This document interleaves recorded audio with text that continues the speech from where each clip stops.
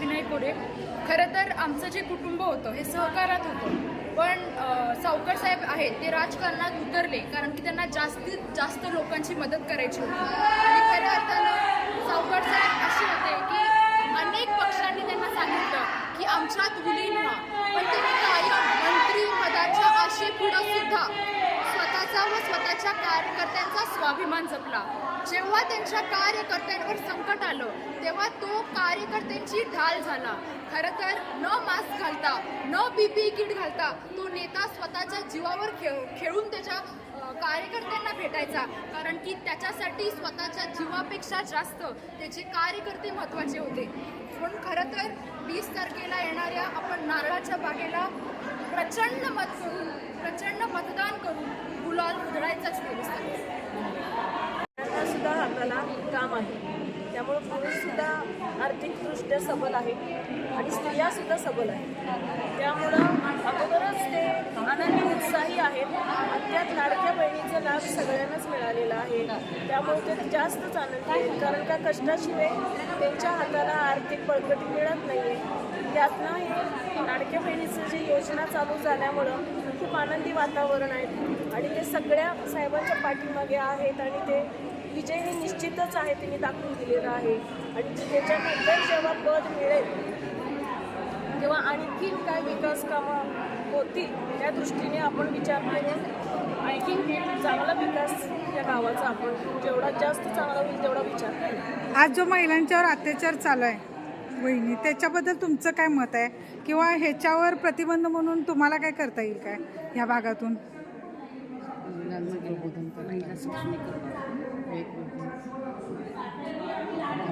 तर अगोदरच मला वाटते मुलींना तरी या लोक जे आई लोक आहेत ते संस्कार घडवतातच, पण मुलांना सुद्धा जसं कौशल्या आईने रामावर जसं संस्कार घडवले, जसं यशोदाने कृष्णावर घडवले, तसं आपण एक चांगला पुरुष वर्ग किंवा मुलांचा जो वर्ग आहे तो चांगल्या संस्कार घडवून त्यांच्यावर कसे संस्कार घडवून त्याच्यावर आपण सगळ्यांनी विचार करायला पाहिजे. धन्यवाद वहिनी.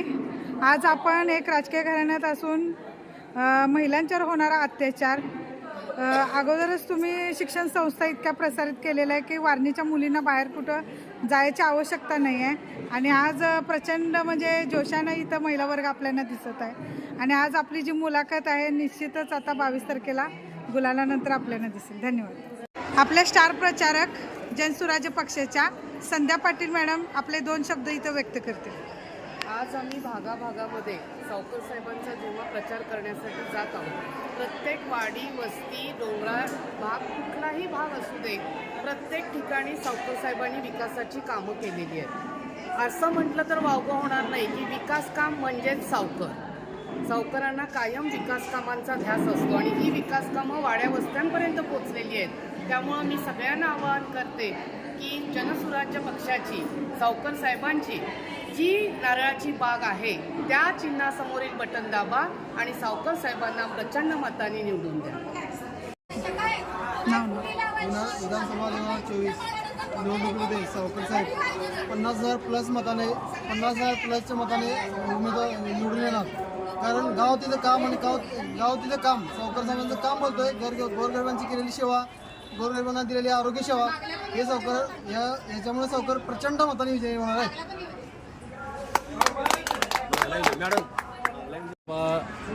पन्हाळशेवाडी असे अधिकृत उमेदवार आमचे लाडके नेते आमदार विनयरावजी कोरे सावकर यांच्या माध्यमातून जवळजवळ या 2.5 वर्षामध्ये 1800 कोटी रुपयांची कामं झालेली आहेत. या कामाची पोचपावती म्हणून मतदार राजा 40 ते 50,000 मतांची लीड दिल्याशिवाय राहणार नाही. एवढी मी या ठिकाणी आदरणीय विनयरावजी कोरे सावकर साहेब यांच्या प्रचाराकरता आज कोडोली नगरीमधील सर्व आम्ही महिला पुरुष एकत्र मिळून सावकर साहेबांच्या प्रचारासाठी एकत्र आलेलो आहे. आणि सावकर साहेबांचा विजय हा निश्चित आहे आणि सावकर साहेब 40,000 अधिक प्लस मताने निवडून येणार, ह्यात काडीमत्तर शंका नाही. आदरणीय सावकर साहेबांचं काम या पन्हाळा शाहूवाडी इतकं अतिशय चांगलं चालू आहे. पेयजलची योजना असू दे, सांडपाणी असू दे किंवा कुठल्याही गावात काही काम असू दे, सावकर साहेबांनी सांगावं आणि सावकर साहेबांनी ते त्वरित करायचं, हे सावकर साहेबांनी पूर्ण केलेलं आहे. त्यामुळं आम्ही सर्वजण सावकर साहेबांच्या पाठीशी ठामपणे आहे. सावकर सावकर सावकर सावकर गायत्री पाटील, माजी सरपंच कोडवली, ग्रामपंचायत सध्याचे ग्रामपंचायत सदस्य.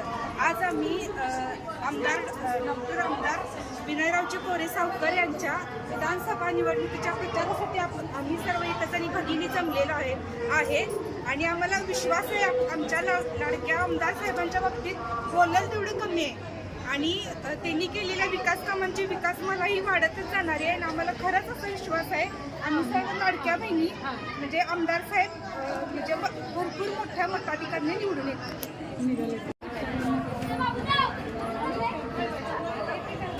आमच्या पन्हाळा शाहूवाडी तालुक्यातले उमेदवार माननीय आमदार विनयरावजी कोरे हे आता सध्या उमेदवार म्हणून आमच्या इथून उभे आहेत. तर त्यांनी आमच्या इथल्या लाडक्या बहिणींसाठी योजना राबवलेली आहे, महिलांसाठी भरपूर योजना राबवलेल्या आहेत. तरी आमच्या सगळ्या लाडक्या बहिणी सगळे बंधू सगळे एक मताने त्यांना खूप मताने निवडून आणतील असा माझा ठाम विश्वास आहे. त्यांची चिन्ह आहे नाराजी बाग, 7 नंबरला त्यांचं वोटिंग आहे आणि सगळ्यांनी खूप मताने त्यांना मतदारांनी निवडून आणावं हीच आमची अपेक्षा आहे. ते निवडून येतील हा आमचा विश्वासच आहे. पण